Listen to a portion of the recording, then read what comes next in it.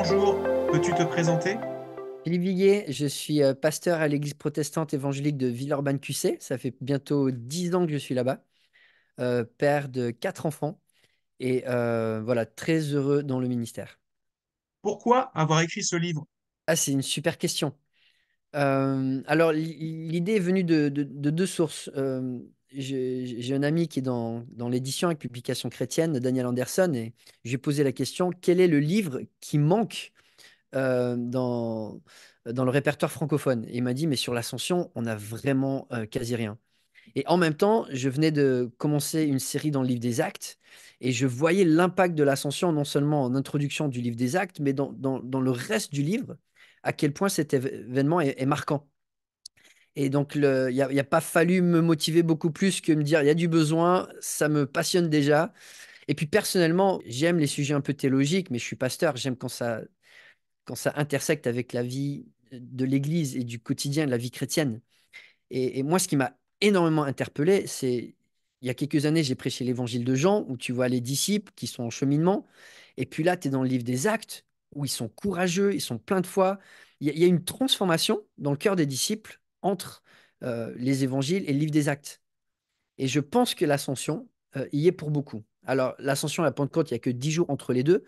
Mais en même temps, je ne pense pas qu'on peut minimiser ce qui se passe au niveau de l'ascension dans la vie des disciples. Et je me dis, si ça les a changés, est-ce que ça peut impacter aussi ma vie? Quelle est la différence entre l'ascension d'Enoch ou d'Élie et celle de Christ? Alors, quand on regarde les ascensions d'Enoch et d'Élie, elles sont merveilleuses, elles inspirent la foi. Moi, je trouve ça fascinant que Enoch, c'est le premier miracle dans la Bible après la création. Et que Dieu a quand même mis en avant une ascension. Le miracle d'Élie est super inspirant. euh, Élisée va avoir une double portion de foi, enfin de l'esprit, parce qu'il a été témoin de cet événement extraordinaire. Mais en même temps, dans la forme, on voit qu'il y a une espèce de violence, il y a une espèce de coupure, il y a quelque chose qui n'est pas naturel.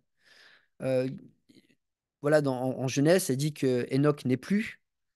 C'est Hébreu qui va nous donner le langage qu'il a été enlevé, donc de l'ascension.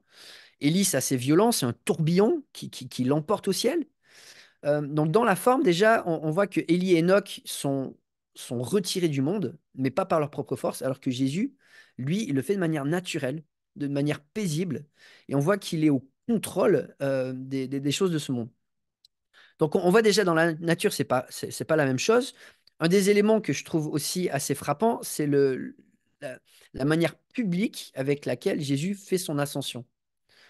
Euh, Quand on regarde à la littérature même moderne, je pense, enfin moi j'ai bien aimé regarder les films et lire les livres du Seigneur des Anneaux quand j'étais ado, et on voit cette espérance qu'on a pour un héros qui ne meurt pas, qui va voilà, il va dans je sais plus comment on les appelle, les rivages éternels, enfin Frodon, et mais dans beaucoup de religions, un héros va avoir une ascension, va avoir ce passage de la vie à la vie éternelle sans passer par la mort. Dans la culture romaine, on avait des hommes qui devenaient divins après leur apothéose ou leur ascension.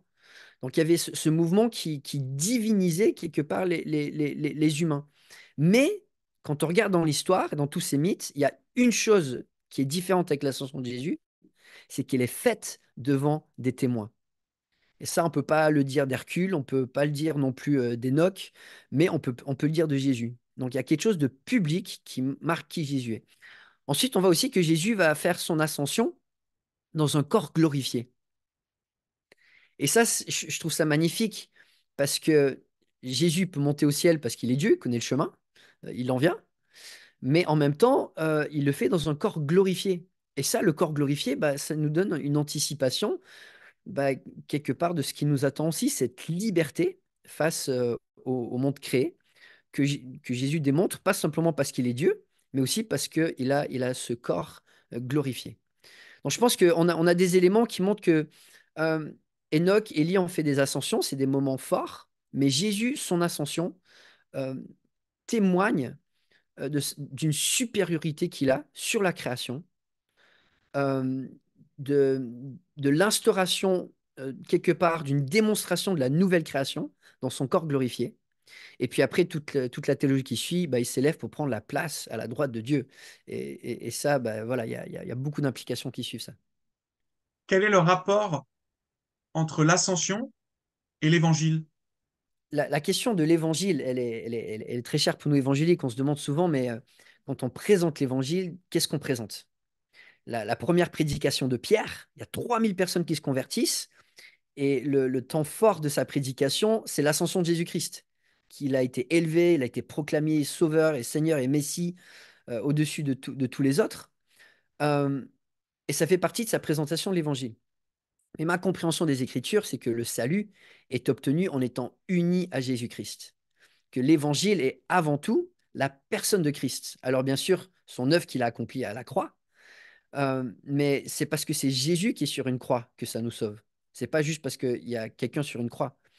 Et le fait que, voilà, que ça soit l'ascension de Christ, bah, nous partage une facette de Christ qui est merveilleuse et qui nous montre, euh, qui, qui, euh, voilà, qui nous montre notre Sauveur. Ensuite, il y a quand même une partie de l'ascension euh, qui est très importante pour notre espérance et notre compréhension du salut. Si Jésus n'était pas monté, bah, ça veut dire que comme Lazare, il aurait dû mourir deux fois. Donc on voit que c'est la conclusion de la résurrection. Jésus est vraiment ressuscité, mais il a triomphé de la mort et en montrant le chemin vers la vie éternelle. Il y a un aspect aussi de notre salut qui est possible parce que Jésus a pris ce rôle de grand prêtre qui plaide pour nous. Et ça, on le voit, c'est aussi lié à son ascension où il est monté pour nous représenter en tant qu'humanité au ciel, en tant que grand prêtre assis à la droite de Dieu. Que nous dit l'ascension de l'identité et de la mission de Christ et par ricochet de notre identité et de notre mission? Alors, je trouve vraiment formidable que aujourd'hui, on peut dire que la personne assise sur le plus haut trône de l'univers est un homme. C'est quand même fou de comprendre que la place d'honneur et le privilège que Dieu a donné à l'humanité. Parce que Jésus s'est incarné de manière éternelle, il s'est revêtu d'un corps qu'il possède encore aujourd'hui. Il a porté avec lui toute l'humanité au plus haut rang de l'univers. Notre identité qui est liée à Christ est vraiment une identité bah, de règne éternel, de partage de sa gloire. On a un privilège incroyable de participer à son ascension et de participer euh, à ce positionnement assis avec lui dans les lieux célestes. Un des premiers cantiques que nous connaissons des premiers chrétiens, en 1 Timothée 3,16, c'est un cantique, enfin, on pense que Paul cite un cantique, et ça finit avec il a été élevé dans la gloire. Et on voit que les premiers chrétiens étaient émerveillés de l'ascension, chantaient l'ascension, ça faisait partie de leur vie chrétienne. Et 1 Timothée 3, ça parle quoi? Bah, des qualifications des diacres et des anciens. Donc, nous, on dirait, mais pourquoi est-ce que tu conclus voilà, une discussion sur les responsabilités dans l'Église avec l'ascension? Et bah, on voit un parallèle, c'est que comme Christ est monté, bah, on est appelé aussi à avoir un standard élevé, à miser au ciel, à miser à l'excellence, au standard de la gloire de Dieu, de Christ. Et on voit un lien entre cette ascension qui témoigne de l'identité des chrétiens qui partagent cette ascension de Jésus-Christ. Voilà, on est appelé à être en Christ, et quand Christ fait son ascension, et qui est lié à son couronnement, qui est lié à ce qu'on appelle la cession, quand il s'est assis à la droite de Dieu, il ne l'a fait pas pour lui. Il a toujours eu la gloire, Jésus, avant de porter le nom de Jésus, en tant que deuxième personne de la Trinité. Mais il le fait en tant que Dieu homme. Il le fait pour nous. Son ascension, elle est pour nous. Et elle est aussi avec nous, parce que notre foi, elle est en Christ, et on a une identité partagée à celle de Christ. Comment pouvons-nous prier pour toi? Ah, merci, c'est vraiment touchant d'avoir cette question. En ce moment, on a un gros projet bâtiment pour notre église. On a cassé le plafond d'une partie du bâtiment, donc on est sans bâtiment pendant un an. On se réunit pas très loin à côté. Donc voilà, c'est une année de transition pour nous. Voilà, donc on peut prier pour notre église qu'on va bien vivre cette transition euh, et qu'on va pouvoir redémarrer voilà, dans 9 mois avec tout le peps et l'énergie nécessaire pour de nombreux projets qui sont en cours dans 2 projets d'implantation.